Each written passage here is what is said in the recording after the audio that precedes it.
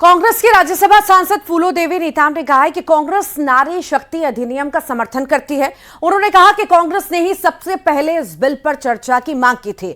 सोनिया गांधी ने पूर्व प्रधानमंत्री अटल बिहारी से भी मांग रखी थी।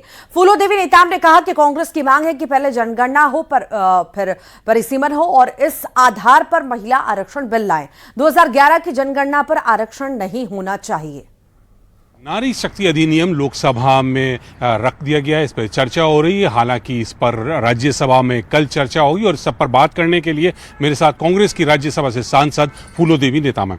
मैम, नारी शक्ति अधिनियम लोकसभा में आज हो गया है, चर्चा हो रही है, 12 घंटे की चर्चा है, कल राज्यसभा में होगी। कांग्रेस इस बिल का समर्थन कर रही है?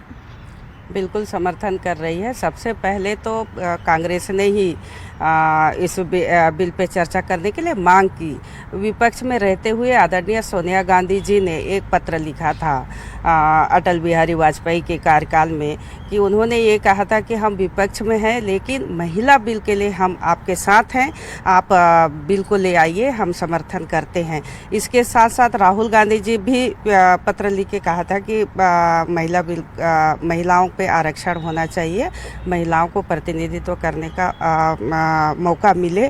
और मैं बता दूं, सबसे पहले स्वर्गीय प्रधानमंत्री श्री राजीव गांधी जी ने जो पंचायती राज लागू करके महिलाओं को आरक्षण देके 50% आरक्षण देके जो पंचायतों में बहुत अच्छे ढंग से महिलाएं प्रतिनिधित्व निभाई और भागीदारी निभाई। जिस तरह से 50% के माध्यम से ग्राम पंचायत, जनपद पंचायत, जिला पंचायत, नगरीय निकायों में महत्वपूर्ण भूमिका महिलाएं निभाई हैं। अब 33% आरक्षण भारतीय जनता पार्टी की सरकार 29 में लागू करेंगे, ये उन्होंने कहा। और इस बिल में मैंने भी डिबेट में भाग लिया।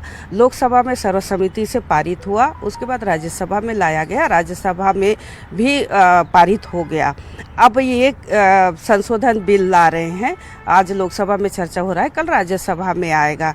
कहीं ना कहीं ये परिसीमन को लेके हमारा मांग है कि पहले जनगणना हो, उसके बाद परिसीमन हो और महिला बिल पे जो महिलाओं को आरक्षण मिलना है वो 33% मिले और विधानसभा और लोकसभा में महिलाओं की महत्वपूर्ण भूमिका रहे।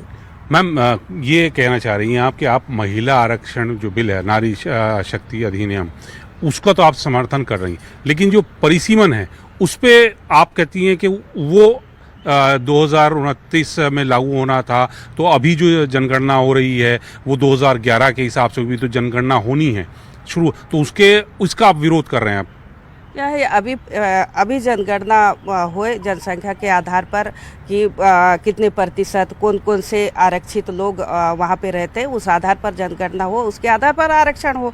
ये अभी के जनगणना के आधार पर आरक्षण हो। 2011 वाला आपको नहीं चाहिए? 2011 वाला, उसके बाद कितनी जनसंख्या बढ़ी है ये भी तो देखा जाना चाहिए ना।